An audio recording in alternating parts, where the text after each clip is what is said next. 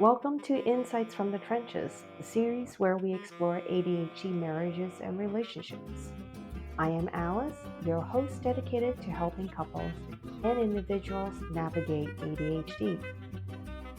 Each month, we bring you conversations with ADHD couples, individuals, and experts who share their experiences, strategies, and tips to help you thrive in your relationship. Whether you are the non-ADHD partner, living with ADHD, or seeking to understand more, our goal is to provide practical advice and heartfelt stories you can relate to and learn from. Our mission is simple. It is to empower you with knowledge that can foster better understanding and build a stronger, thriving ADHD relationship. So grab a cup of coffee and join us. Together, we can turn ADHD challenges into deeper connections and lasting love.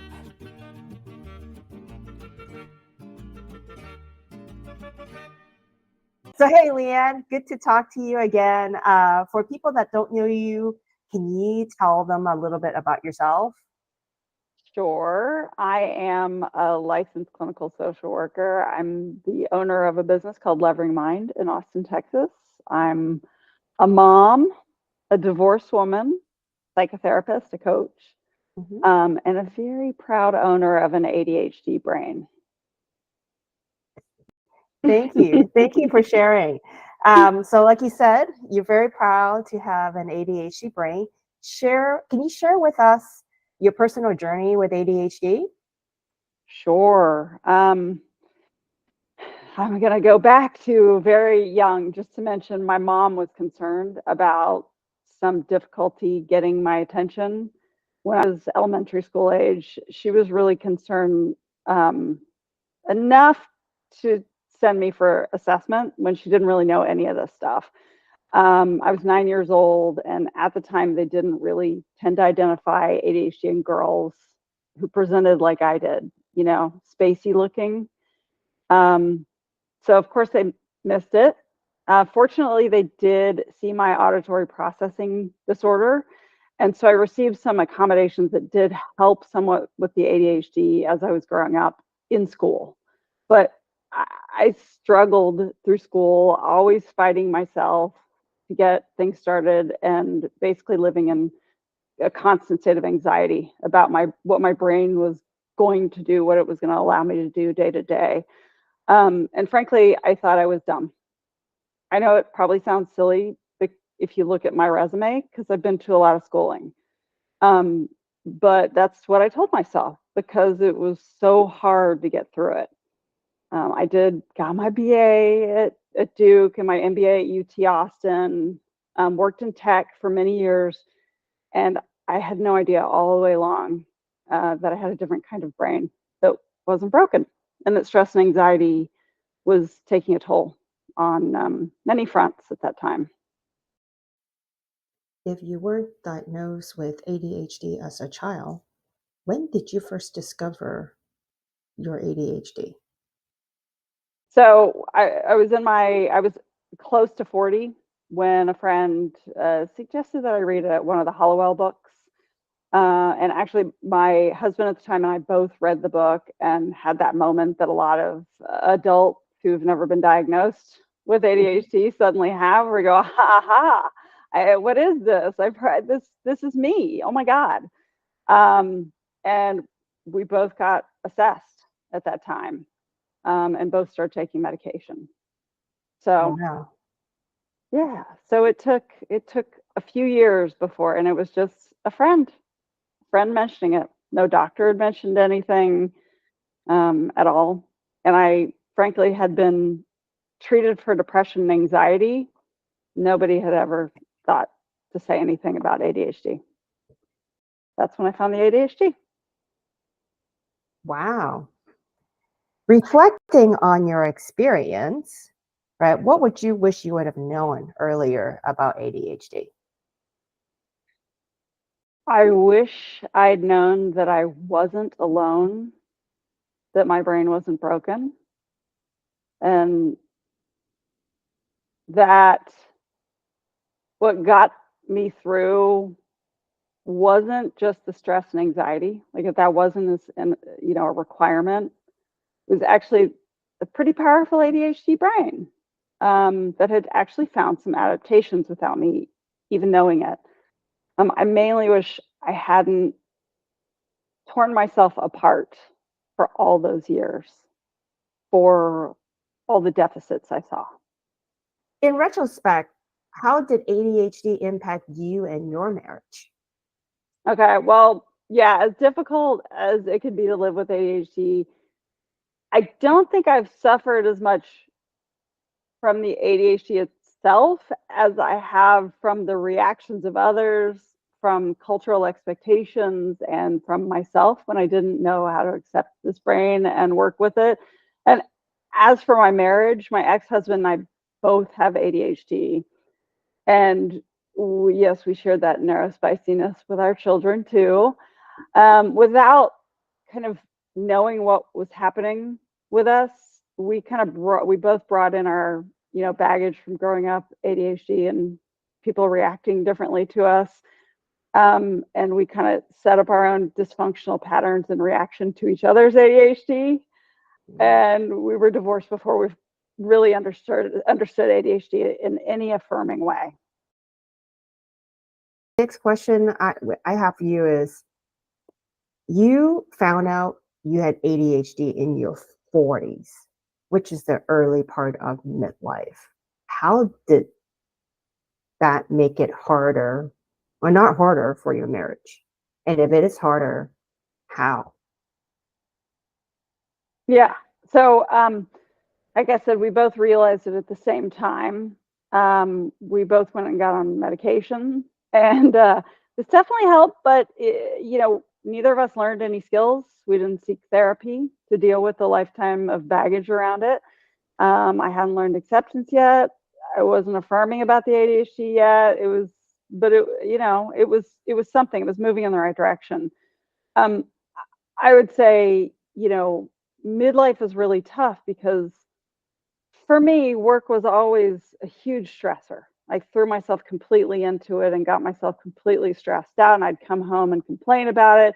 Now it was midlife, where now it was the additional pressures of having young children, aging parents, feeling as though my career kind of wasn't going where I thought it was going to go. And by 40, I will say my dad had experienced multiple life-threatening illnesses at that point, and his bipolar disorder symptoms seemed to be getting worse. So all this is kind of happening around the same time. Like, find out you got ADHD and you got all the midlife pressures happening at the same time. My dad did die at 41. That was about 10 years ago. And that was a year of kind of like, my grandmother died, my father died, my dog died. And I don't want to speak for my ex-husband, but I was certainly very overwhelmed by all of it. And this happens to a lot of people in midlife. He was wonderful and supportive. We were great at doing things we needed to do, but we didn't pay close enough attention to all, like, the full impact of midlife on all of this stuff. Wow. Let's pivot a little and talk about ADHD couples or ADHD couples that are in marriage. Could you discuss the challenges that ADHD can introduce in a romantic relationship or marriage, and share any strategies you have found helpful in navigating them? So, not about me, but everybody else, the romantic relationship stuff, more generally. Um, there's some really common patterns that develop in ADHD, non-ADHD relationships, or even in two ADHDers with different presentations. Where sometimes, you start out with a division of labor that seems to make sense because you're taking advantage of each other's strengths, right? So you may have, one person is going to be doing more of the paperwork, for example, and another carries another load, right? Um, if you That can work really well if you stay focused on the strengths. If you start picking each other apart for your weaknesses as well. That's where I think a lot of people get into trouble. You forget to praise each other for the positive things you're doing, for the things you're doing well, for how helpful it is, how important it is. Instead, we get into this like mode of I don't understand why you don't just get up and go do this or that. That is not affirming language. It suggests that people are broken. I completely agree with the nitpicking piece, because we unintentionally do it because we don't have an agree standard. We're using our standard and forcing our standard on someone else, which is not good. And also, the non-ADHDer or the one who has a particular strength or whatever, because my husband and I both had ADHD, like my ex-husband and I. And so, maybe like he would be stronger on something and he would, like not understand why I couldn't do it and forget that like we actually were appreciating these differences in each other originally and now we're forgetting about those strengths. Another thing I see with non-ADHD spouses, sometimes they're trying to be so tremendously helpful that they jump in and do things for the ADHDer. And then that can turn into all sorts of traps. Like it can turn into, well, now you got to do it all the time. And you start becoming like the parent of the other one, just taking things over. It also sometimes can tell the ADHDer, I don't have faith in you doing the thing. Like, so there are all sorts of like traps you can kind of fall into when you're actually just trying to be helpful. Yeah. Which gets back to what you said about communication.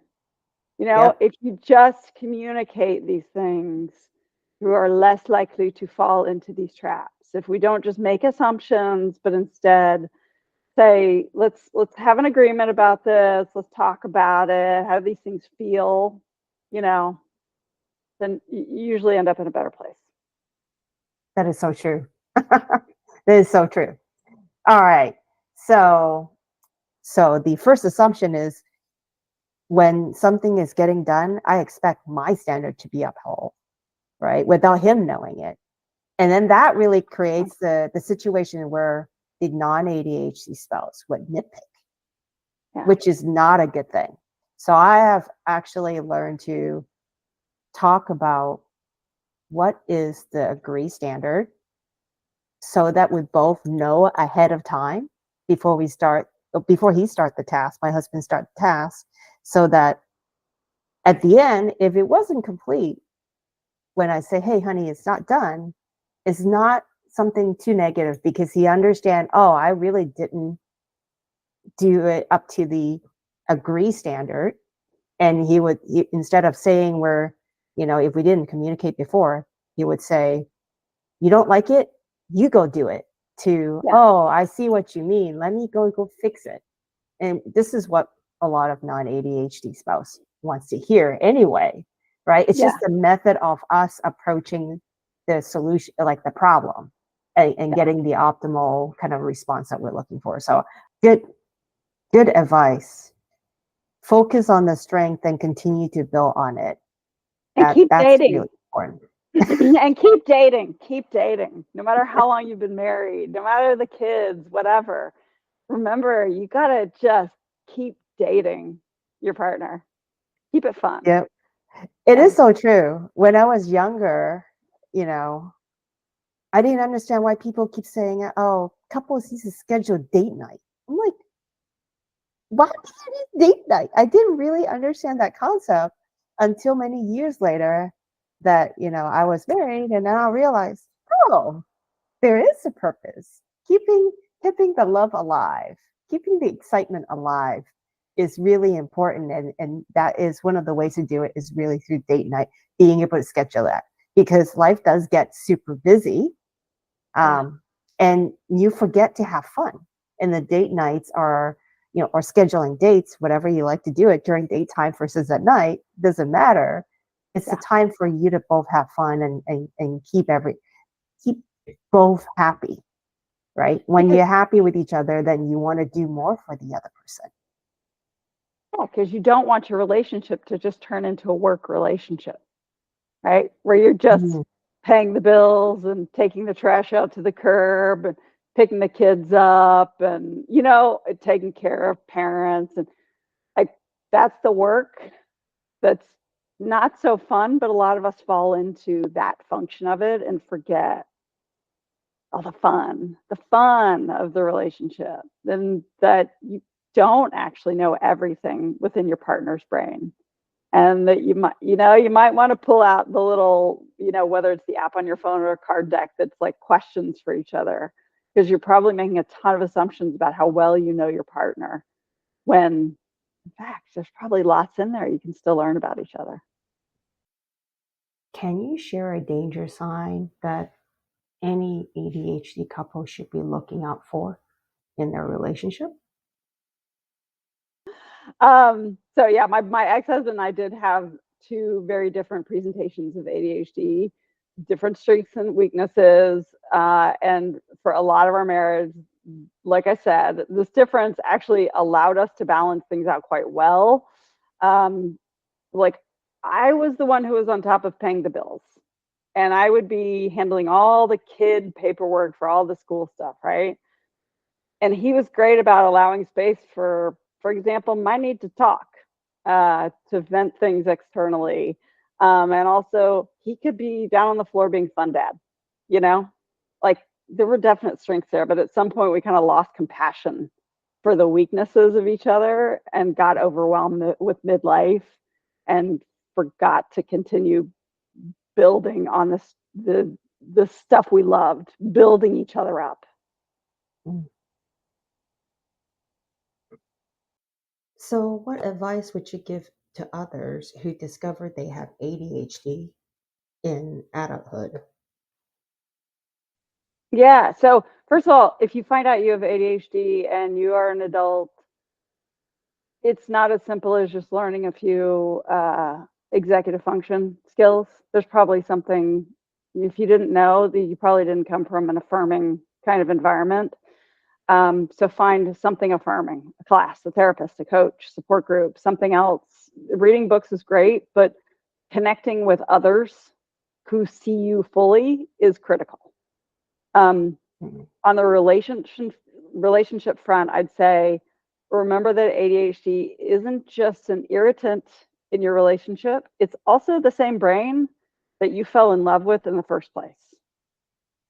So know that, any relationship is going to come with trade-offs, and try to work with your partner in a way that celebrates the good things about each other.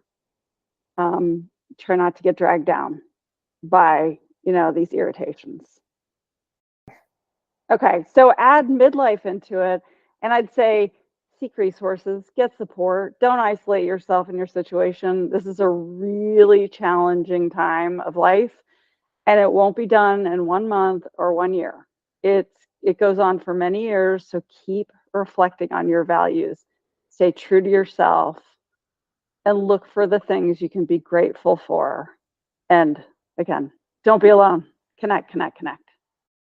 So what I love about your work, Alice, is that you um, and the people who find your site are actually um, exposed to information that we weren't at the time. Like, you're already a step ahead by proactively working with your partner for whatever type of brain they have. So you may have two ADHDers, you may have a non-ADHDer and an ADHDer, but sort of getting ahead of it and trying to learn information that is affirming, and not just like people going into some online hole of bitching about their partners. Uh, Instead, try to work with them. Great advice. So, resources and support. What are some of the resources and support systems you would recommend to ADHD couples facing midlife challenges in their relationship?